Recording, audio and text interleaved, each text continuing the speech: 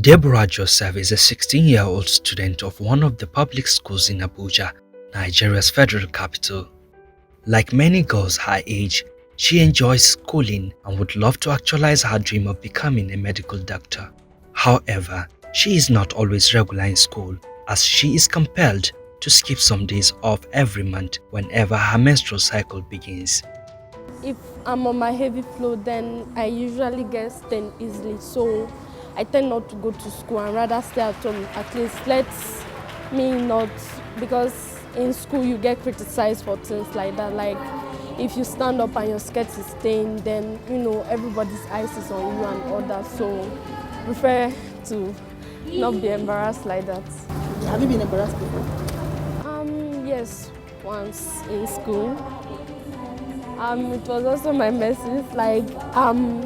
So I didn't know it was coming and I wasn't prepared for it. And I was in the class, so I think a teacher called me. So I stood up and then my seatmate was like, your skirt is stained, and I felt so embarrassed because then if I walked, my skirt would be, everybody would notice me and all that. So I was feeling, dejected and sad about it. This is a challenge faced by her and thousands of other schoolgirls of menstrual age across the FCT. When you're menstruating, do you still go to school? I go to school, but where the thing that is spoiled too much, I will stop to school. Because of so then the thing to know disgrace me. Because of the messes, that's why sometimes I will stop the school because of where the thing is rushing. That's why I will stop school small because of the messes, so that I let the thing to know disgrace me in school. That's why. And that will affect your school. It affects your class, you miss something. It's not affect my class, it just miss some things. But in those I go in market here itself, the same thing, when the thing is coming, I cannot come to market because of when the thing come, people will be telling me, Madam, your clothes have stained, your clothes have stained. That's why sometimes I will not come until I see it finished before I will come to school. I can use, no, it's not pad, it's pieces that I'm using. Why? Because if I don't have money for pad, that's why I said nobody is helping me, so it's pieces that I'm using. Ni ba ban fara yi ba. Waya suke yi in za su share, za su iya sa wando su sa tsimma, sai su sa pants. Lack of access to sanitary towels, inadequate water supply, and unclean environment for these girls is an impediment to their learning process. In the nearest future, we have more girls that are illiterate because there was no enabling environment for them to strive like their male counterparts. And secondly, is also boiled down to our system not taking education as a priority. That's why all these private schools are using the opportunity to make money from the parents. And how many parents have that capacity to take their children to private schools? Even in Abuja here, this is the FCT where we can use as a model to every other government schools at the state level. But unfortunately, the situation of the FCT, some of the states are even better. And you know what? Making public school, especially at the basic level, very, very attractive is very simple. We have the resources. We have what it takes to make sure that our children are being protected. But because of corruption, wickedness, greed, nonchalant attitude of it is not my own, my child is not there, whatever that happens to those children is not my business. That is what is keeping us here.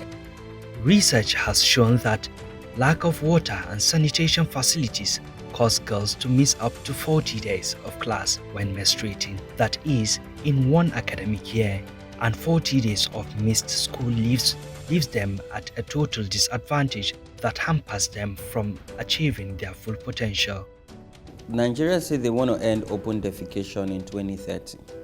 So what it means is, if you want to end open defecation, it means public facilities. That's primary school, secondary school, university, hospitals, marketplace, you would have wash facility, so access to water and then toilet. And then you would work with builders and planners to ensure every household have, even if it's the traditional pit toilet, so they don't do short put. But then you go to schools, a place of learning and excellence. There's no toilet. There's no access to water. I'm exposed to a case where a girl was raped when she went to school just because she wanted to use a toilet and there was no toilet, so she had to go inside the bush and then she was raped. I'm also exposed to a case where some schools that even have toilets, there's no separation. So there's no female toilet and there's no male toilet, where some boys in that school raped a girl inside the toilet because there was no separation. So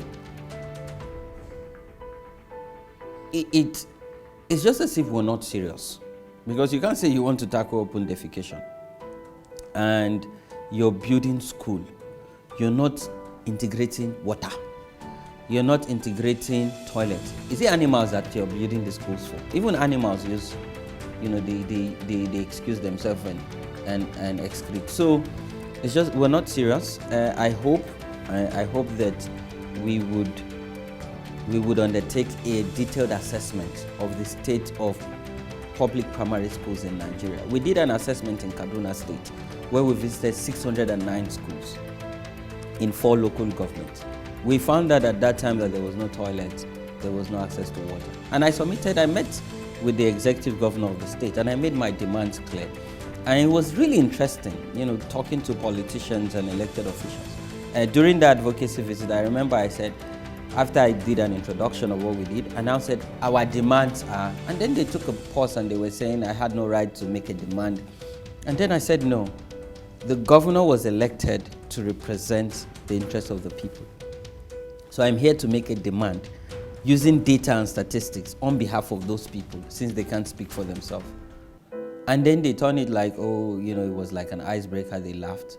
But I submitted the report, I made the demand, and he said, they were going to budget under Universal Basic Education Board in the state, which they've now provided water and sanitation. So there's toilets and then there's water in the schools. And that's one case, Kaduna, for local government.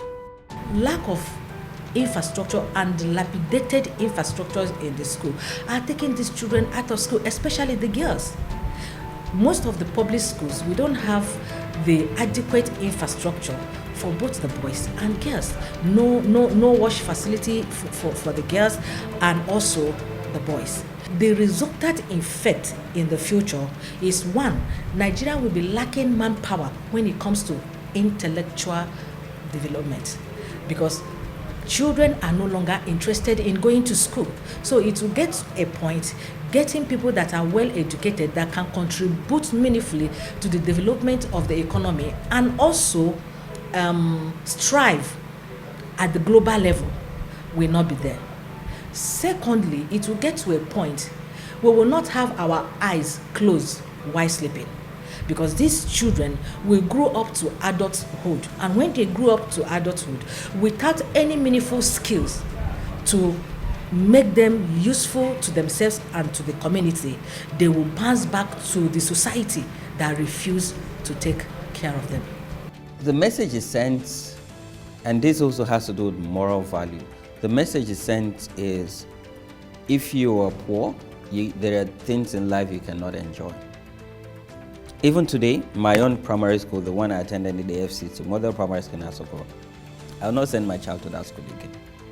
But at that time in 1991, 1992, that's where you had all the heads of state kids attend. You had all the ministers of cabinet, because then it was a military regime.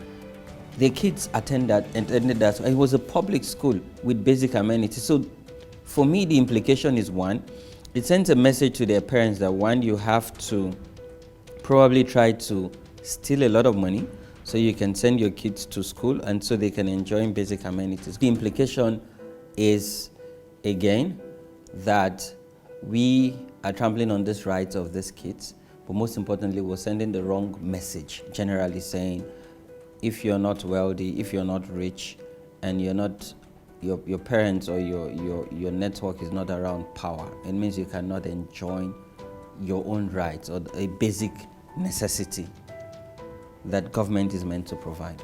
And for me, my call is, if you're a public official, your children and your wards must go to public or must access public facilities.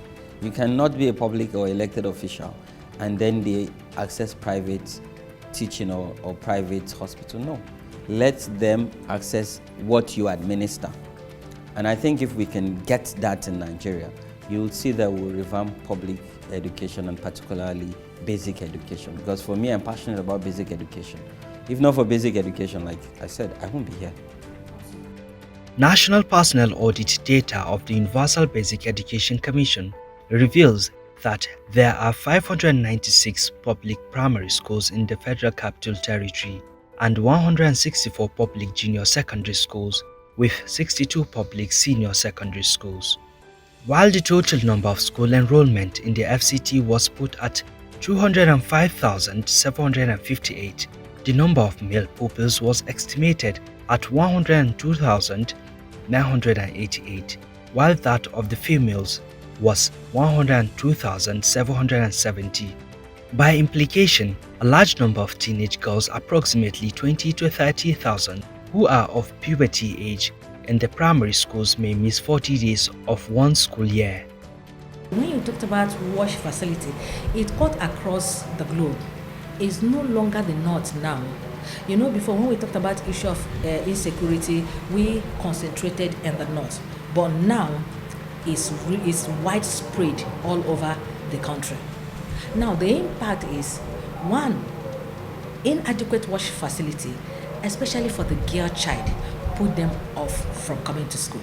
In a school, especially the public school, that is where our concentration lies.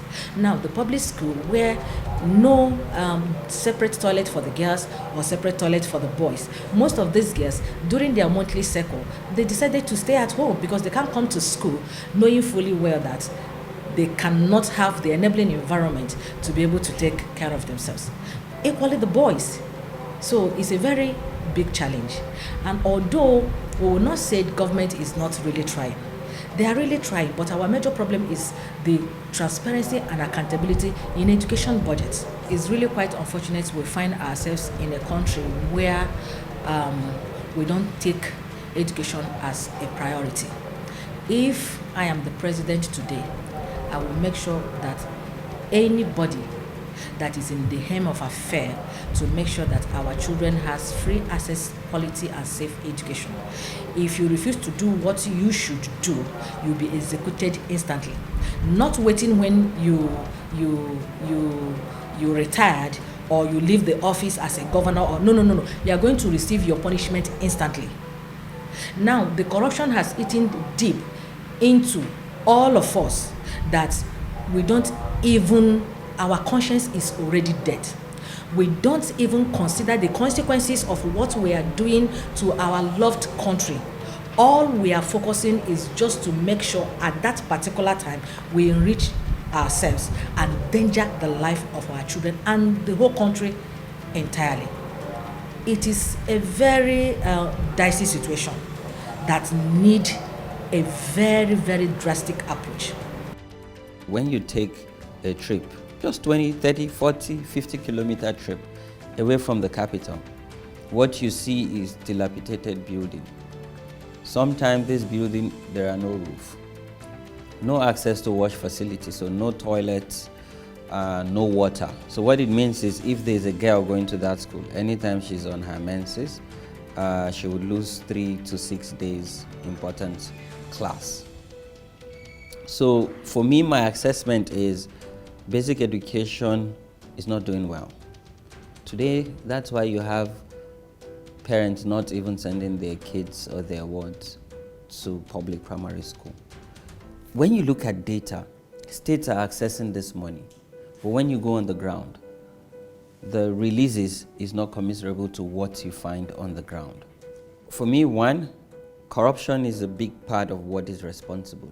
Two is the fact that nobody is looking at the implication of the fact that we're not investing in Nigeria's future. Because so today, I can speak to you because there was a deliberate investment in my basic education. Because for everybody who is successful, it means the foundation was solid. And basic education is the foundation of every child. So the leaders that we have today do not see investing deliberately in basic education as the future of Nigeria. Because if we don't get it right with basic education, the child would not be able to assimilate knowledge in secondary and in university.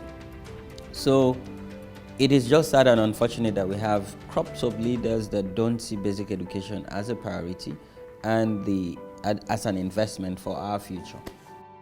Recent findings by Samir Bathak, a senior manager of communications for Coca-Cola India and the head of support My Schools initiative, disclosed that more than 50% of all primary schools in developing countries, including Nigeria, lack access to adequate water and sanitation facilities. On top of that, nearly 2/3 of all primary schools lack gender-specific toilets. These highlight why education for girls is an issue. Young girls the world over are dropping out of school and missing educational opportunities for lack of sanitary options.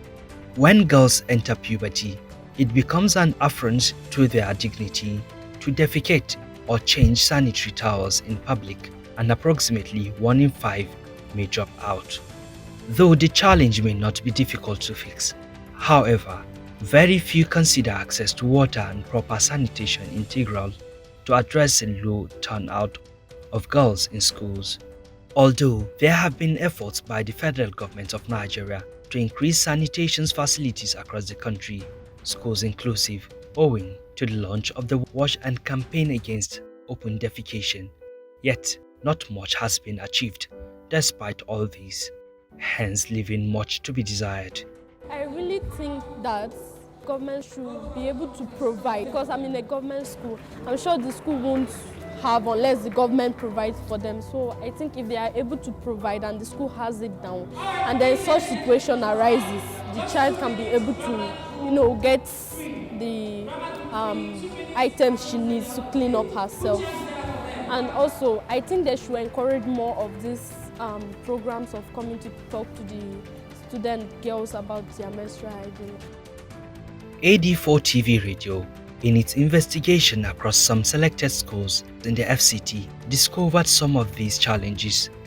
How is your toilet? Is it really conducive for you? Are you okay with the way the toilet is? No, we are not okay. What are you not okay about? Because some of the students, when they enter into the toilet, they don't used to flush and they don't used to wash it steady. Why don't they wash it? Is it that there is no water? No, there is water. The problem is from the students. We have about 4 toilets.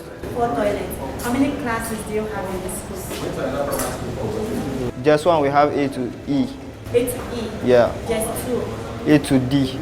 Just 3? A to D. And all of them are using these 4 toilets? Yes. Do you feel there is a need for government to build more toilets in your school? Yes, we are in need of more toilets. We don't have enough toilets for the pupils too. We have one block that even need renovation again. School donated one, school build one, then the PTA, they donate one also for us, about 4 small rooms inside. And it's uncompleted. But in our PTA, they agreed to do it. They only do it halfway. It's not completed up to now, we just see them again. So, pupils need toilets. We need more toilets than water. We have about 1 block, 4 units of toilet. We need more. For the likes of Deborah and her colleagues, there is so much government and relevant stakeholders can do to enable them avoid 40 days of absenteeism in school. They should also educate boys on it, because sometimes you feel embarrassed about it, or if the guys find out they are on, they make you feel. So I think they should be able to, tell them that they shouldn't stigmatize us for this. It's part of us. It's a natural occurrence, So in this kind of situation, they should help out and not make us feel bad for it. Access to water with a proper toilet in schools can be the game-changing factor for a girl looking forward to complete even the most basic education level. It is important to therefore note that clean water, toilet and good hygiene in schools constitute the greatest opportunity to bring about the desired change and transformation for young girls and their right to proper education.